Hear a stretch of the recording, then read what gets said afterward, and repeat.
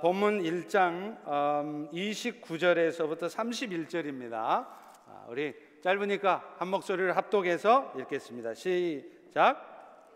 회당에서 나와 곧 야고보와 요한과 함께 시몬과 안드레의 집에 들어가시니 시몬의 장모가 열병으로 누워 있는지라 사람들이 곧 그 여자에 대하여 예수께 여짜온대 나아가사 그 손을 잡아 일으키시니 열병이 떠나고 여자가 그들에게 수종드니라. 아멘. 사람들은 누구나 병에 걸리기를 원치 않습니다. 또 병이 생겨도 금방 그 병에서 벗어나기를 원해요. 왜냐하면 병은 그 자체로도 고통스럽지만 결국에는 그 병 때문에 사람들이 죽게 되기 때문입니다. 그런데 안타깝게도요, 세상 살면서 병 한 번 안 걸려 본 사람 없다는 거예요. 지금 이 순간에도 우리 성도들 중에는 아주 오랫동안 병 때문에 굉장히 고통받고 힘들어 하시는 성도들이 계십니다. 그리고 우리 모두는 어느 순간 이 병 때문에 결국에는 죽게 되어 있다는 것입니다. 그런데 사람들은요, 이렇게 병을 두려워하고 또 그 병에 걸리면 그 병에서 벗어나기를 원하면서도 정작 그 병이 하나님과 관련이 있다는 것은 잘 인정을 하려고 하지를 않아요. 그래서 병에 걸리는 것도 내가 지금 단순히 건강관리 잘못해서 걸렸지 이렇게 생각합니다. 그저 내가 재수 없어서 지금 이 병이 난 것이지 이렇게 쉽게 생각해요. 또 병이 낫는 것도요, 존스 홉킨스에 있는 그런 훌륭한 의사 만나고 아주 비싼 약, 개발된 좋은 약 먹으면 낫겠지 생각합니다. 운동 열심히 하면 낫겠지 이렇게만 생각한다는 것이죠. 그러나 여러분, 우리가 잘 몰라서 그렇죠. 병에 걸리는 것도, 여러분이 병에서 낫게 되는 것도 하나님께서 하시는 일들입니다. 왜냐하면 우리 하나님은요, 오늘 설교 제목처럼 병 주고 약 주는 하나님이시기 때문에 그래요. 우리말에도 병 주고 약 준단 말이 있죠. 이 말이 무슨 뜻이냐? 사전에 찾아보면 해를 입힌 후에 어루만져 준다 이런 뜻이에요. 아주 교활하고 음흉한 사람들의 행동을 일컬어서 하는 말입니다. 그런데요, 사실은 우리 하나님도 병 주고 약 주시는 분이라는 거예요. 다만 그 의도가 다르십니다. 아주 교활하고 음흉한 목적을 갖고서 그렇게 하시는 게 아니라 결국에는 우리의 삶에 하나님의 축복이 임하게 하시려고 그런 일을 하시는 거예요. 그 병에 걸려서 고통받는 사람뿐만 아니라 그 병에 걸려있는 사람의 주변 사람들에게도 결국에는 하나님의 축복이 임하게 하시려고 그런 아픔을 주시는 것입니다. 그리고 꼭 육신의 질병이 아니라도 오늘 여러분이 겪게 되는 모든 인생의 문제들, 억울한 일들, 속상한 일들, 마음에 상처가 되는 일들, 이런 일들이 여러분의 인생 가운데 있게 된 이유도 마찬가지입니다.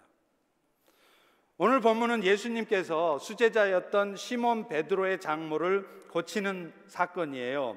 이 사건을 통해서 예수님은 결국은 우리 인생에 어려움을 주시는 이유가 뭐냐, 육신의 질병 같은 그런 고통을 주시는 이유가 무엇인지, 그리고 그런 아픔을 통해서 결국에는 예수님 때문에 우리가 어떤 은혜를 입게 되는지를 설명해 주고 있습니다.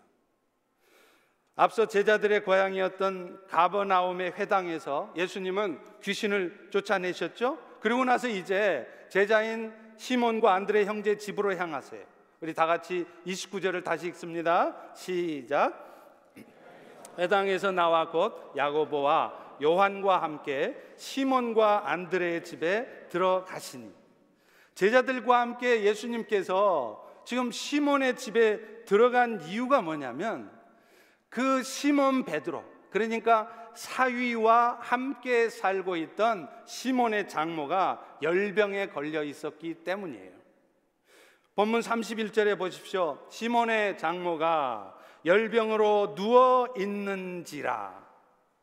이 시몬의 장모가 걸린 병이 무슨 병인지 우리는 정확히 알 수 없습니다. 아마도 습한 기후가 있는 그 갈릴리 지방에서 유행하던 풍토병, 어쩌면 그게 말라리아일 수도 있고요, 이런 병이었을 것이다 라고 추측을 해요. 아무튼 예수님은 지금 제자들과 함께 시몬의 장모에게 찾아 들어갔습니다.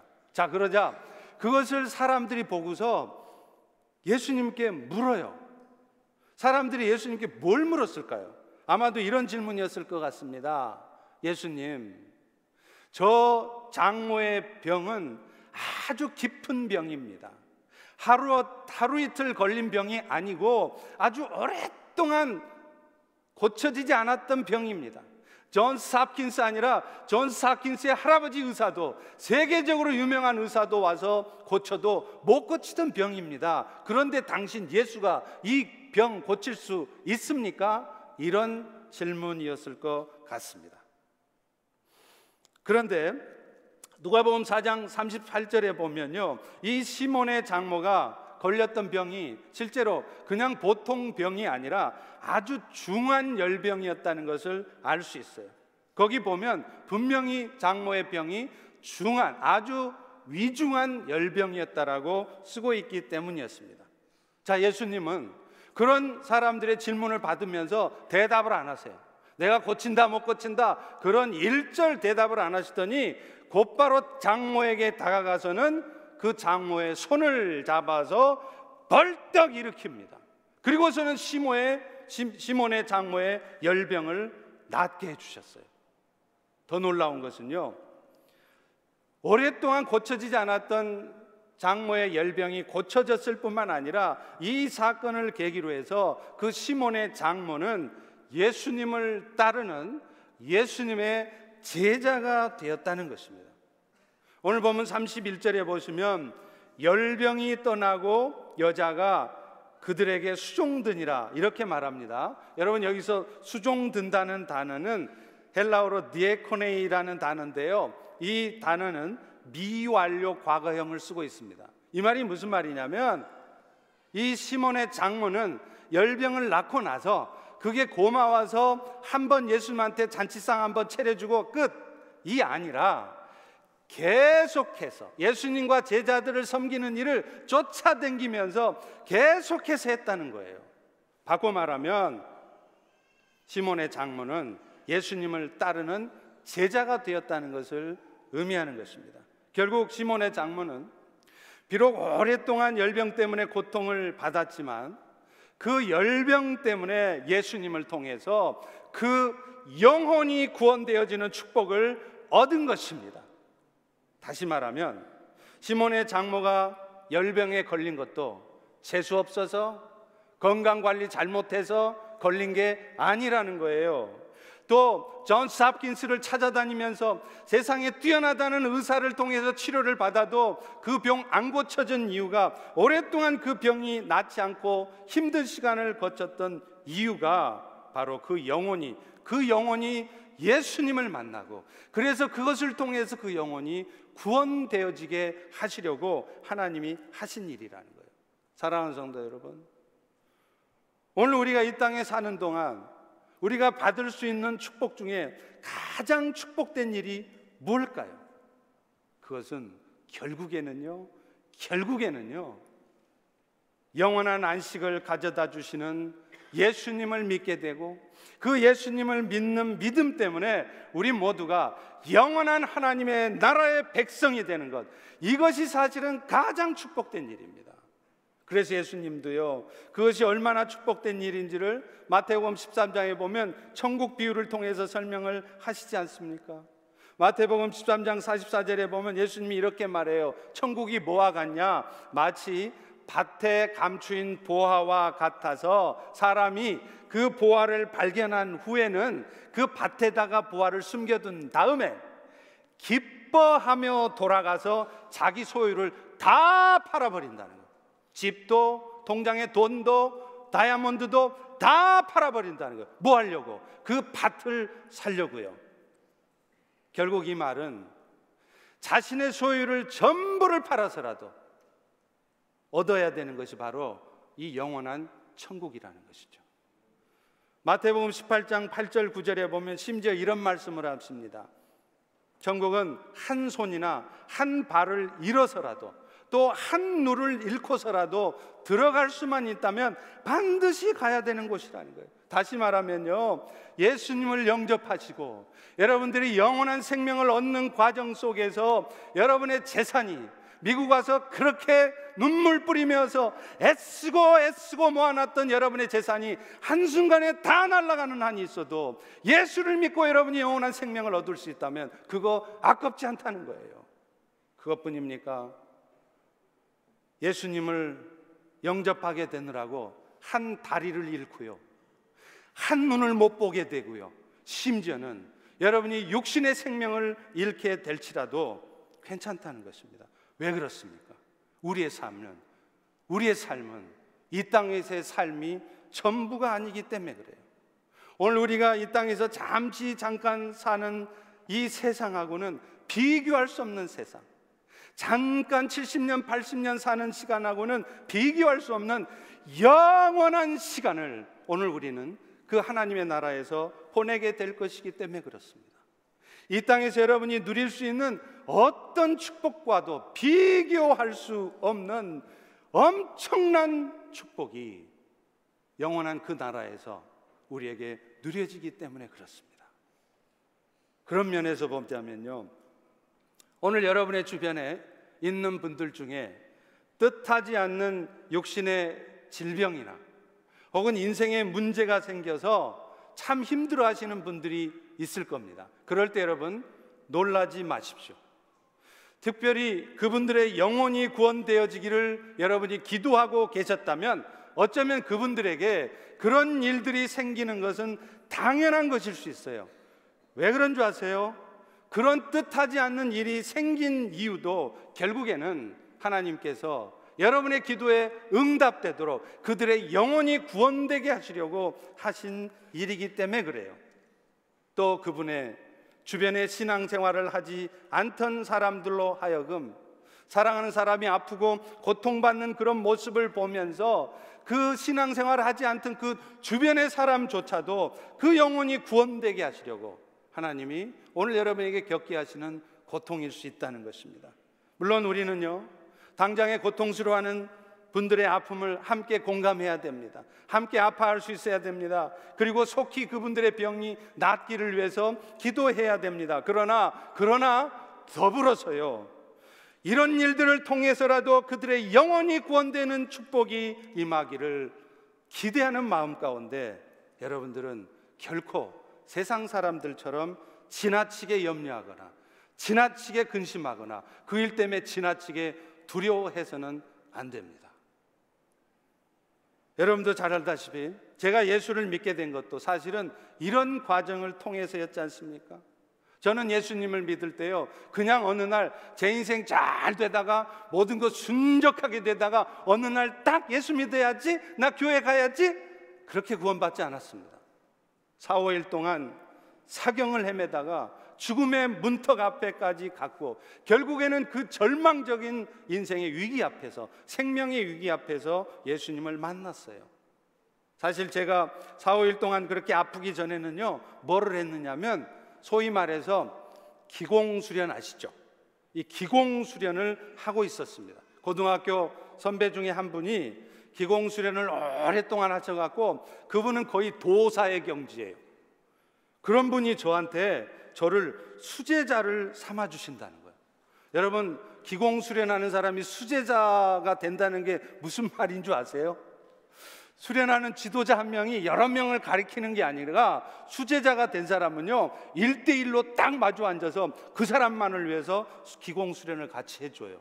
그러니 저한테 얼마나 영광스러운 일입니까? 그런데 제가 그런 기공 수련을 하고 있을 때 한 2달쯤 되었을 때 그 선배가 그러는 거예요. 내일부터는 우리가 신의 단계에 들어간다는 것입니다. 지금 생각하면 그게 뭐냐면 귀신과 접촉하는 거예요. 그 선배 자신도 기공수련을 하면서 이 신의 단계에 들어가면서 경험해보지 못했던 영적 세계를 경험했대요. 그래서 그 선배는 귀신도 보고요, 막 신비한 영적인 체험들을 많이 한 사람이에요. 그런데 놀라운 것은 바로 그 말을 들은 그날 저녁부터 제가 이유 없이 아프기 시작했다는 거예요. 하나님께서는 아마도 저로 하여금 귀신과 접촉하지 못하도록 그날부터 저를 아프게 하신 것 같습니다. 그래서 결국은 저를 은혜의 자리로, 예수를 아는 자리로, 예수 때문에 영원한 생명을 얻는 자리로 이끄시기 위해서 저를 아프시게 하셨던 것 같습니다. 그런 면에서 보면요, 제 인생에서 가장 축복된 일이 뭐냐? 텔레비전에 인터뷰 같은 거 하면 그러더라고요. 여자들, 남자들이 제 인생에 있어서 가장 축복된 일은요, 지금의 아내를 만난 겁니다. 뭐 이런 얘기 하더라고요. 제 인생에 가장 축복된 일은 미안하지만, 우리 집사람 저 뒤에 있지만 미안하지만 지금의 아내를 만난 게 아니라 제가 기공수련하다가 생명의 위협을 느끼는 인생의 위기를 맞은 것, 그것이 저에게 가장 큰 축복이었습니다. 왠지 아세요? 그 일을 통해서 제가 비로소 예수님을 만나고 영원한 생명의 은혜를 얻었기 때문입니다. 할렐루야. C.S. 루이스는 이렇게 말합니다. 고통은 세상의 영혼을 하나님께로 나오게 하는 축복의 통로이고 우리 그리스도인들을 헌신된 그리스도의 군사로 세우는 훈련의 과정이다. 정확히 맞는 말입니다. 오늘도 여러분의 주변에 누군가가 이런 고통 가운데 있다 할지라도 염려하지 마십시오. 호들갑 떨지 마십시오. 이런 고통 후에 비로소 그의 영혼이 구원되어지는 축복이 임할 것입니다. 또 여러분 자신이 이런 질병 가운데 있다 할지라도 두려워하지 마세요.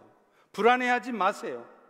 예수님께서 인류의 구원을 위해서 십자가의 죽음을 감당하셨던 것처럼 오늘 비록 여러분이 지고 가는 그 십자가 때문에 여러분은 참으로 힘들고 참으로 고통스럽고 참으로 답답하고 견디기 힘드시겠지만 그것 때문에 여러분의 주변에 있는 누군가의 영혼이 구원되어질 것입니다.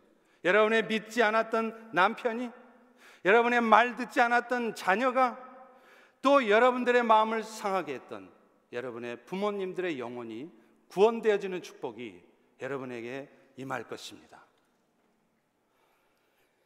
예수님께서 이렇게 우리에게 질병을 주시는 이유는요, 또 하나가 있어요. 그것은 그 질병이나 인생의 문제를 통해서 결국에는 우리의 인생의 문제를 궁극적으로 해결하시는 분은 주님이시라는 것을 알게 하시려는 거예요.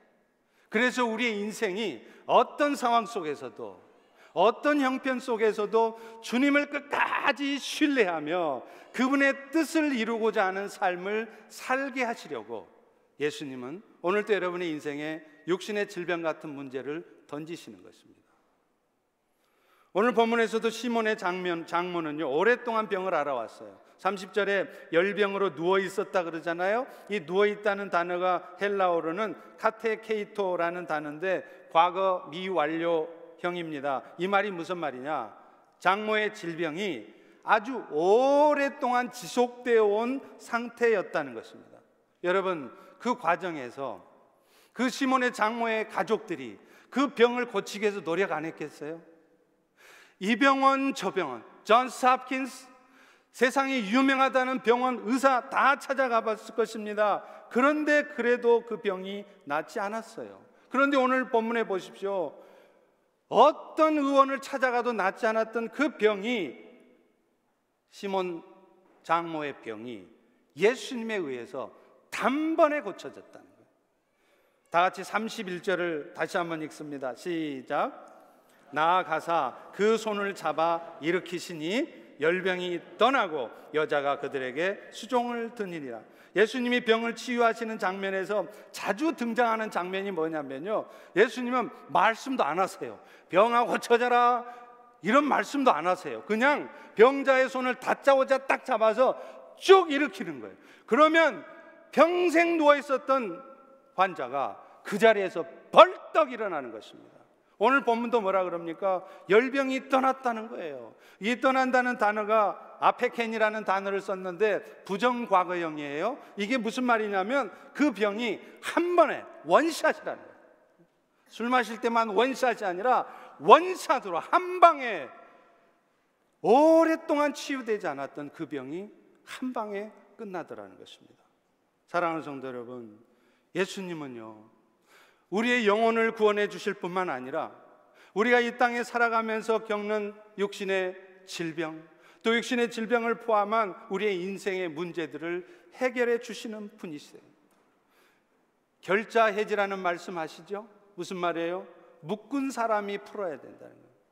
예수님이 우리 인생을 묶어 놓으셔서 잠시 잠깐 여러분에게 병을 던져주셨다면 여러분, 그 여러분의 질병의 문제, 여러분의 묶여있는 인생을 풀어낼 사람 누굽니까?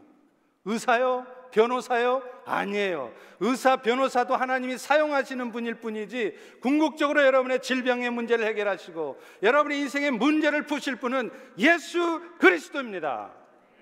오늘 여러분들에게 그걸 경험해 주고 싶은 거예요. 그래서 여러분이 존스 홉킨스를 찾아다녀도, 뛰어난 로이어들을 찾아다녀도 여러분의 인생의 문제가 안 풀리는 것입니다. 예수님 앞에 나오라는 거예요. 그러므로 오늘 우리가 육신의 질병이나 인생의 문제 앞에서 해야 할 일은 뭘까요? 그저 아파하고 계실래요? 저는 우리 성도님들이 분명히 인생에 문제가 있는데, 육신의 질병이 있는데요, 그냥 그렇게 살아요. 집사님 요즘 어떠세요? 성도님 요즘 어떠세요? 뭐 그렇죠 뭐 그냥 이렇게 살아요. 여러분 왜 그렇게 사십니까? 왜 그 고통으로부터 벗어나려 하지 않으십니까? 예수님께서 여러분의 인생의 문제를 푸신다고 하잖아요. 그러면 오늘 우리가 할 일은 로이어들 찾아다니는 거 아닙니다. 의사들 찾아다니는 거 아니에요. 물론 그분들을 통해서 일하시지만 여러분이 그것보다 먼저 하셔야 될 일은 여러분의 인생의 문제를 해결하시는 예수 앞에 나가셔야 된다는 거예요. 예수님 앞에 나아갈 때 여러분이 눈물로, 오 주님, 내 인생의 문제 내 힘으로 해결되지 않습니다. 당신만이 해결할 수 있습니다. 그렇게 구할 때 예수님은 놀라운 방법으로 여러분의 인생의 문제를 해결하실 것입니다. 시몬 장모처럼 예수님 앞에 고침받게 될 것입니다. 그래서 우리의 삶의 진정한 주인은 내가 아니라 예수님임을 확인하고, 그래서 앞으로의 인생은 늘 그분의 도우심을 구하며 그분의 뜻을 이루어가는 그런 인생으로 여러분의 인생도 바뀌어지게 될 것입니다. 그런데 여러분, 주님 앞에 나올 때 한 가지 기억해야 될 게 있어요. 우리의 연약함과 부족함과 죄악됨을 고백하며 나와야 된다는 거예요. 사실 주님께서 우리의 삶에 병도 주시고 여러분 인생에 고통을 주시는 이유가 뭘까요? 항상 그렇지는 않지만요, 대부분의 이유가 그 고통의 시간을 통해서 우리를 돌아보게 하시려는 것이에요. 나는 지금 잘 살아가고 있는가? 세상적으로는 열심히 이쇼懸메이니 최선을 다해서 열심히 살아가고 있지만 나의 지금 살아가는 이 방식이, 나의 삶의 방식이 정말 하나님 앞에 맞는 방식인가 돌아보라는 거예요. 나는 지금 이 순간에도 주님을 온전히 의지하며 살아가고 있는가? 아니면 의지는 하지만 살짝 내 삶의 일부분만 살짝 의지하고 나머지는 여전히 내 마음대로, 내 힘으로, 내 의지대로 살아가고 있는지 돌아보라는 겁니다. 또 주님의 제자답게 거룩하고 성결한 삶을 살고 있는지 돌아보라는 거예요.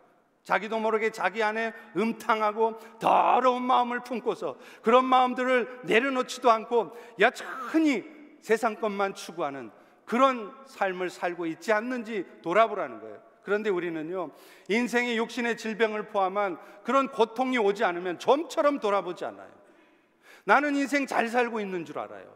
그러다가 인생의 어려움이 오면, 육신의 질병이 오면, 고통스러운 문제가 오면 그제서야 돌아봅니다. 그러나 우리 주님은 그렇게 해서라도 우리의 삶이 하나님 앞에 돌이켜지게 하시려는 거예요. 그래서 뭐 하자는 거냐? 결국에는 인생의 문제를 주님이 해결하시는구나. 주님은 나의 전부이시구나. 그러니 앞으로는 내 인생을 내 힘으로 살려 하지 않고 어찌하든지 예수님을 바라보면서 예수님의 도우심과 은혜로 살아야 되는구나. 여러분 인생이 그런 축복된 인생으로 바뀌시려고 하시는 것입니다.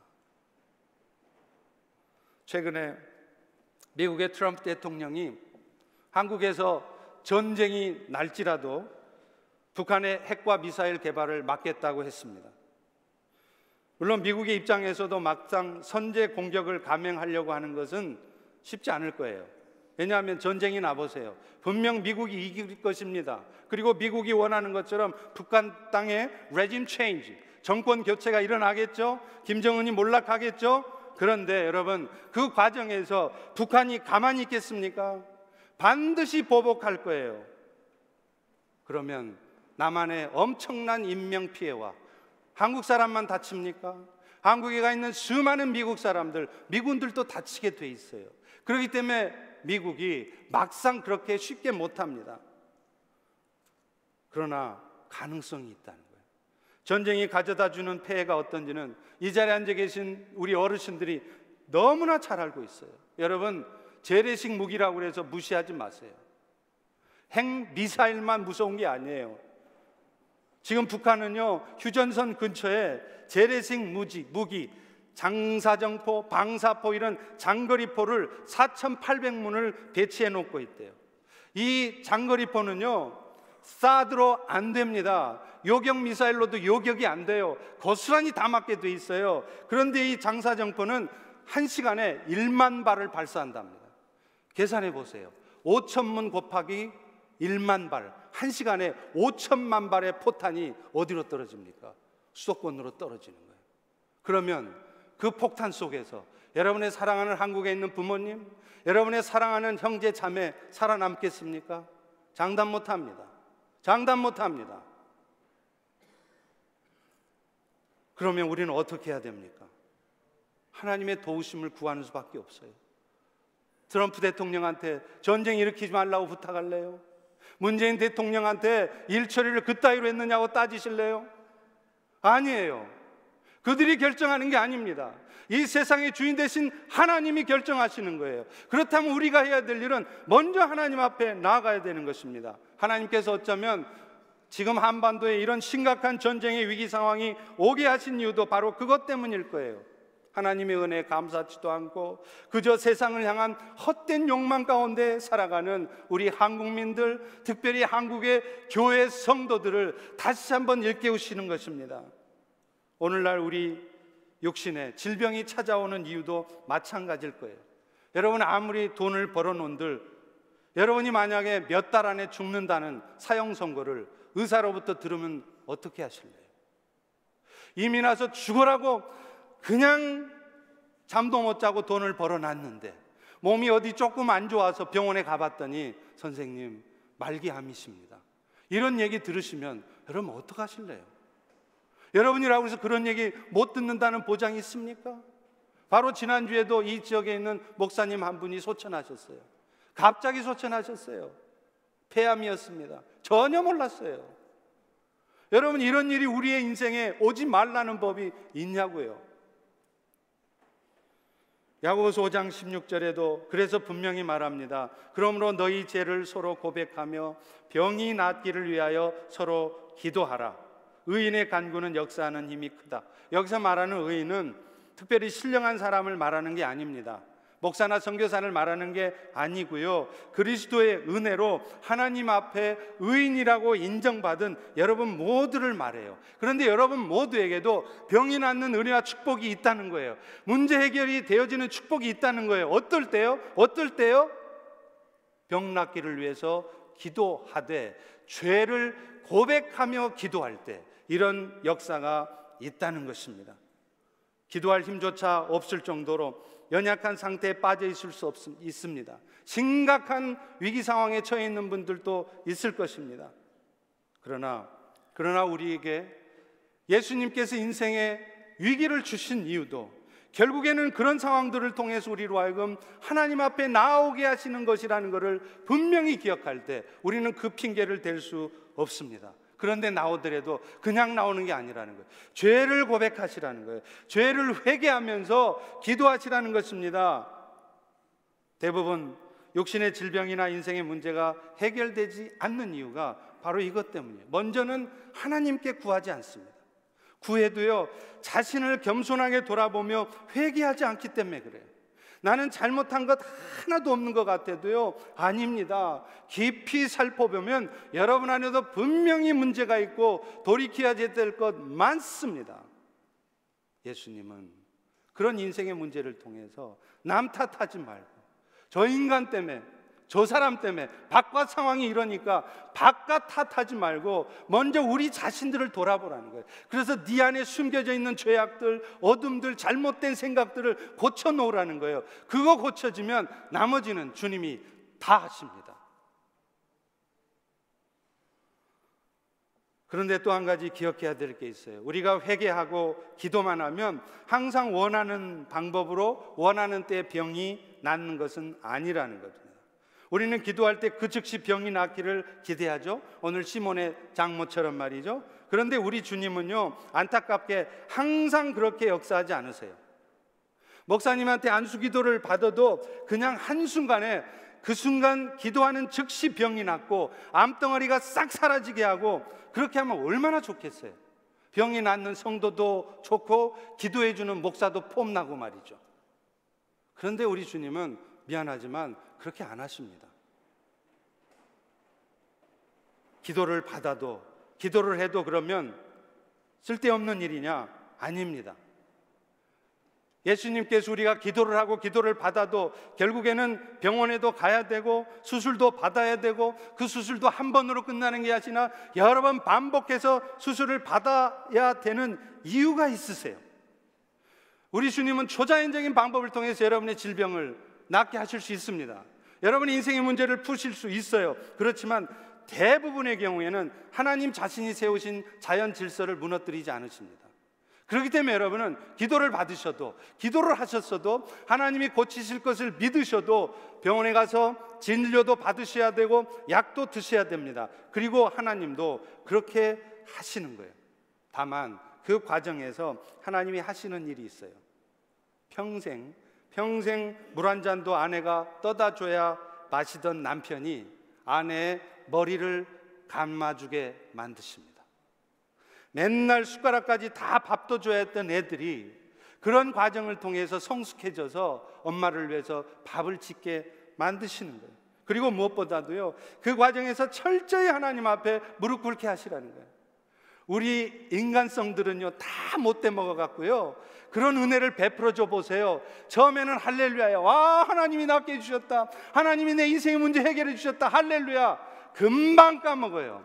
언제 그런 은혜가 잊었느냐는 듯이 까마득히 잊어먹고 곧바로 또다시 내 인생의 목표를 향하여, 세상을 향하여 열심히 살아가는 거예요.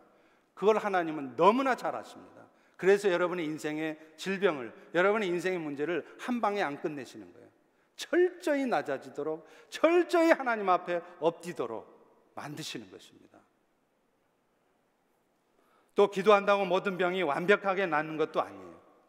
어떤 경우는요, 병이 낫기는커녕 그냥 세상을 떠나는 경우도 있습니다. 여러분 생각해 보세요. 아주 간단해요. 만약에 여러분이 기도를 회개하면서 열심히 기도했을 때 그 기도 때문에 모든 병이 다 낫게 된다면 여러분 이 세상에 죽을 사람이 누가 있어요? 죽을 사람 한 사람도 없어요. 다 회개하며 기도하면 다 병이 나아야 돼. 그럼 누가 죽어요? 누가? 이 세상 복잡해서 어떻게 살아요? 기도해도 세상 떠나는 수 있습니다. 그것은 여러분이 기도가 부족해서가 아니에요. 우리의 믿음이 없어서가 아니에요. 하나님의 때가 돼서 떠나는 것입니다. 이제 이 땅에 남아서 해야 될 사명이 다 된 사람들은 죽으라고 금식 기도하며 기도해도 안 됩니다. 천국 가는 거예요. 반면에 이 땅에 남아서 하나님이 시키시는 일이 있는 사람은 말기암에 걸려서 존스 홉킨스 의사가 다 죽는다 그래도 하나님이 살려내십니다. 사람의 생명이 사람의 손에, 의사의 손에 달려 있지 않아요. 궁극적으로는 하나님의 손에 달려 있다는 것입니다. 또 하나님께서 당신의 뜻을 이루시고자 일부러 병이 낫게 하지 않으실 수도 있어요. 우리 사도 바울 통해서 잘 알잖아요. 그분은 평생 육체의 가시와 같은 질병을 갖고 살았대요. 심지어는 그분이 이 병 좀 낫게 해달라고 3번이나 작정하고 기도했대요. 그런데 하나님이 그 병을 안 고쳐주시네요. 바울의 기도가 부족해서 그랬을까요? 바울이 믿음이 없어서 그랬을까요? 아니죠. 고린도후서 12장 7절에 보면 이렇게 말씀합니다. 여러 계시를 받은 것이 지극히 크므로 너무 자만하지 않게 하시려고 내 육체의 가시 곧 사단의 사자를 주셨으니 이는 나를 쳐서 너무 교만하지 않게 하려 하심이라. 제가 실제로 사역했던 한국 교회에서도요, 정말 기도 많이 하시던 권사님이 계셨어요. 이 권사님은 하루에 기도를 4시간 5시간 하십니다. 여러분 중에 하루에 4시간 5시간 기도하신 분이 몇 분이나 계실까요? 근데 이분은요, 그렇게 4시간 5시간 기도를 하다 보니까 하나님께서 신유의 은사를 주셨어요. 그래서 그분이 아픈 자들을 위해서 기도하면요, 병이 나아요. 치유의 역사가 나타나요. 그런데 참 아이러니한 것은 그분이 정작 자신의 병은 못 고쳐요. 참 미안하죠? 신유의 은사 받았으면 자기 머리에 손 얹고 나사렛 예수 이름으로 명하노니 내 병은 떠날지어다 하면 병이 나아야 되잖아요. 근데 자기 병은 못 고쳐요. 왜 그럴까요? 하나님이 안 고쳐주시는 거예요. 왜냐하면 그런 신유의 은사를 받은 그분이 영적으로 교만해지지 않게 하시려고. 실제로 그렇습니다. 영적인 은혜, 영적인 은사를 받은 사람들이 가장 조심해야 되는 게 있어요. 우리 펠로시 교회 안에도 여러분들이 특별히 하나님의 spiritual gift, 은사를 받으셨습니까? 신령한 은사를 받으셨습니까? 감사하십시오. 그건 축복된 일입니다. 잘못된 거 아닙니다. 그러나 조심하십시오. 영적으로 교만해지지 않을 수 있어야 돼요. 근데 우리는 이 못된, 이 죄악된 본성은요, 그런 은사가 임하면 쉽게 교만해져요. 자기가 기도하면 다 낫거든요. 자기가 기도하면 그 사람 미래가 다 보이거든요. 그러니까 자기도 모르게 교만해지는 거예요. 자기가 하나님 되는 거예요. 그래서 하나님은 그런 은사를 가지신 분들에게 육체의 연약함을 주세요. 왜냐하면 교만해지지 않게 하려고. 그래서 끝까지 쓰임받게 하시려고 그러시는 것입니다. 혹시 바울처럼 평생의 육체의 가시로 남아있게 될지라도 하나님은 그것 때문에 우리가 평생 겸손하게 만드실 것입니다. 평생을 더러운 죄악 가운데 빠지지 않도록 우리를 붙들어 주실 것입니다. 그렇게 되면 오히려 병이 낫지 않는 것이 더 축복일 수 있어요. 그리고 병 낫지 않고 천국에 가도 너무 아쉬워하지 마세요. 아마 우리가 안 가봐서 그렇죠. 막상 천국에 가보시면 우리 모두는 이렇게 말하게 될 겁니다. 아니, 이렇게 좋은 곳인 줄 알았으면 진작에 올걸. 진작에 올걸. 왜 그렇게 세상 안 떠나려고 존스 홉킨스도, 쉐디 그로브 호스피털도, 이노바 페어팩스도 왜 그렇게 찾아다녔나 몰라. 물론 그런 생명의 위험 앞에, 죽음 앞에 우리가 얼마나 당당할 수 있겠습니까? 우리 모두에게는 다 육신의 연약함이 있기 때문에 두려움이 있을 것입니다. 그러나 그 두려움에 휩싸여 살아서는 안 되는 거예요. 우리에게는 영원한 어차피 가야 될 천국이 있지 않습니까? 가게 하시면 가는 거지요. 그런데 오늘 마지막으로 한 가지 우리가 주목해야 될 게 있습니다.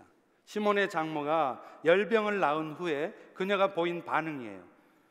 31절에 다시 보십시오. 열병이 떠나고 여자가 그들에게 수종드니라. 여러분, 사실 구원의 은혜를 입고 질병을 치유받은 사람으로서 당연히 해야 될 모습이 바로 이런 모습 아니겠습니까? 오늘 우리도 예수님의 은혜로 병이 낫고 오랫동안 자신을 괴롭혔던 인생의 문제가 해결된다면 우리는 그 은혜가 감사해서 예수님을 위해서 또 그분을 따르는 주의 종들을 위해서 수고하는 거 아끼지 않게 될 거예요. 그런데 문제는요, 우리는 그 은혜를 너무 쉽게 잊어먹는다는 겁니다. 그래서 오늘 본문의 시몬의 장모는 적어도 그 은혜를 쉽게 잊어버리지 않기 위해서 예수님을 따라다녔어요. 여러분, 시몬의 장모라고 모든 게 다 좋았겠어요? 자신의 딸의 앞날을 생각하면 사위였던 베드로가 가정을 버리고 예수님을 따르는 거, 그거 쉽게 받아들일 수 있겠습니까? 예를 들어 볼까요? 여러분의 사랑하는 딸이 있어요. 그런데 그 딸의 남편 되는 사위가 어느 날 그러는 거예요. 장모님, 저 이제부터 예수님을 따르기로 했습니다. 그러면서 여러분의 딸을 내팽개치고 예수님 따라다닌답시고 가정도 안 살피고 있으면 여러분, 그 사위가 믿지 않겠어요? 시몬의 장모가 아마 그랬을 것 같아요. 그뿐입니까? 시몬의 베드로의 아내도 나중에 베드로와 함께 순교합니다. 전승에 의하면 알렉산드리아 클레멘트라고 하는 사람이 쓴 전승에 의하면요, 베드로의 아내가 베드로가 보는 앞에서 순교를 당했다고 그래요. 성경에는 안 나와 있지 않지만 베드로의 아내 이름이 콩코르디아라고 그럽니다. 이 콩코르디아도 나중에는 결국은 예수님의 십자가에 못 박혀 돌아가셨듯이 베드로의 아내 역시도 순교했어요. 여러분, 사랑하는 딸이 예수님 때문에 죽임을 당하고 사위가 가정을 내팽개치고 예수님 따라다닌다고 그럴 때 그거 여러분 받아들일 수 있어요? 근데 시몬의 장모는 그것을 받아들였습니다. 왜 그렇습니까? 예수님의 은혜가 있었기 때문에 그래요. 자기의 생명을 구원해 주실 뿐만 아니라 자기의 오래됐던 질병을 고쳐주시고 자신의 삶의 전부를 책임져 주시는 예수님 때문에 그는 그런 고통을 마다하지 않았습니다. 사랑하는 성도 여러분, 오늘 여러분도 모르는 사이에 구원의 은혜와 감격은 사라졌고, 그래서 작은 문제 때문에, 여러분이 당할 수밖에 없는 작은 손해 때문에 지금 속상해 있지 않으세요? 어느덧 자신도 모르는 사이에 세상 일에 빠져 사시면서 그렇게 정신없이 살아가고 있지는 않으십니까? 오늘 시간 이 말씀을 들으시고 다시 한번 여러분의 인생을 진지하게 돌아보십시오. 인생의 깊은 수렁 속에서, 고통 속에서, 시몬의 장모와 같은 열병 속에서 일생을 돌아보지 마시고 오늘 생명의 말씀을 들으시고 여러분의 인생을 돌아보시기를 주의 이름으로 축원합니다. 이 시간 다 일어나셔서 우리 같이 주님 보좌 앞에 나아가